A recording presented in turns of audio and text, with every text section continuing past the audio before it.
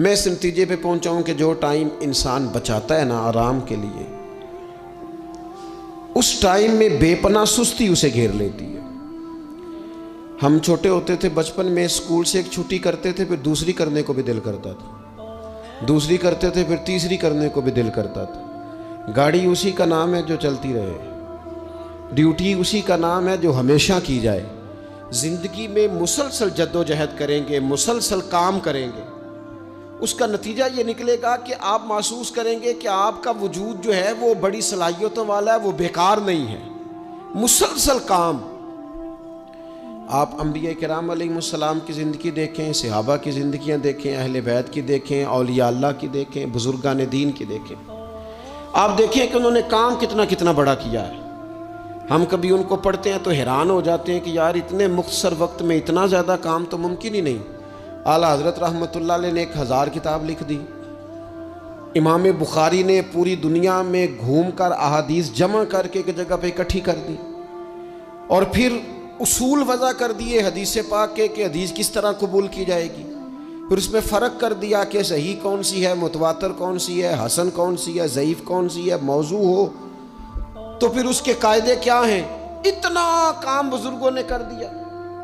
جد و جہد تھی زندگی میں، مسلسل ڈیوٹی کرتے تھے۔ جب مسلسل کام کرتے ہیں نا، نبی پاک صلی اللہ تعالیٰ علیہ وسلم نے فرمایا جو آدمی محنت کرے، کوشش کرے اور شام کو تھک کے سو جائے، اللہ اس کے پچھلے گناہوں کو معاف فرما دے گا۔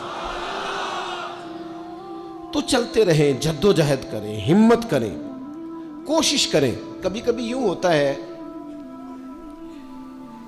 کہ انسان سمجھتا ہے کہ میں نے کوشش تو کی تھی، لیکن یار یہ میرے کوشش کرنے سے کوئی نتیجہ نہیں نکلا۔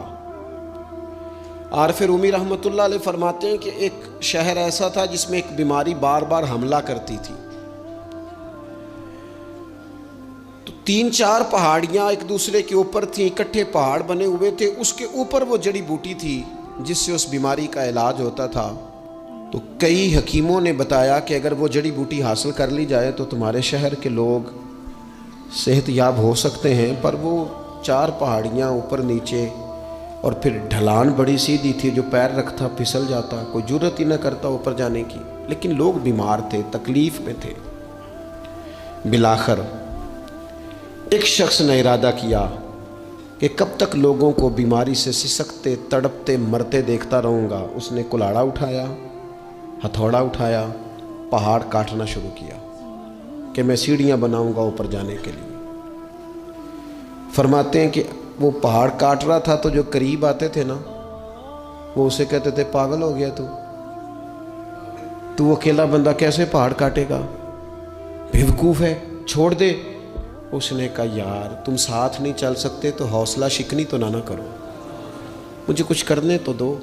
سالوں لگ گئے، ایک پہاڑ کاٹ کے سیڑھیاں بنائی اس نے، پھر دوسرا پہاڑ شروع کیا، پھر سالوں لگ گئے، اور 2 پہاڑ کاٹے تھے، بڑھاپا آ گیا، بیمار ہو گیا، موت کا وقت آ گیا۔ اب چونکہ سیڑھیاں بن گئی تھی تو 2 پہاڑ کٹ گئے تھے، وہاں تک لوگ آنے جانے لگے تھے۔ این اس وقت جب وہ دنیا سے جا رہا تھا، پھر بھی کچھ لوگ حوصلہ شکنی کر رہے تھے، اسے کہہ رہے تھے خدا کے بندے کیا نتیجہ نکلا۔ کچھ لوگوں کی ڈیوٹی ہوتی ہے اپوزیشن کا کردار ادا کرنا، وہ ہر موقع پر حوصلہ شکنی کرتے۔ اب اس پر آخری وقت آ گیا ہے، باوجود اس کے کچھ لوگوں نے جا کے کہا کیا نتیجہ نکلا جی، تیرے اوپر موت کا وقت آ گیا ہے، تو اوپر تک تو جا نہیں سکا، فائدہ کیا ہوا؟ وہ کہنے لگا بیوقوفو تمہیں پتہ ہی نہیں میں کامیاب ہو کے جا رہا ہوں۔ انہوں نے کہا کس طرح؟ کہنے لگا میں نے آدھا سفر آسان کر دیا ہے، اب جو میرے بعد آئے گا نا اسے صفر سے نہیں شروع کرنا پڑے گا، میں نے آدھا سفر اس کے لیے آسان کر دیا۔ وہ تیسرے پہاڑ سے شروع کرے گا، 2 کاٹے گا تو جڑی بوٹی تک پہنچ جائے گا، لوگوں کو شفا ہونے لگے گی اللہ کے فضل سے۔ ہم پتہ کیا کرتے ہیں، بالخصوص میرے وطن کا رواج یہ ہے کہ لوگ آدھا سفر بھی آسان کرنے کو تیار نہیں، وہ کہتے نہیں سارا ہی فلانا کرے گا۔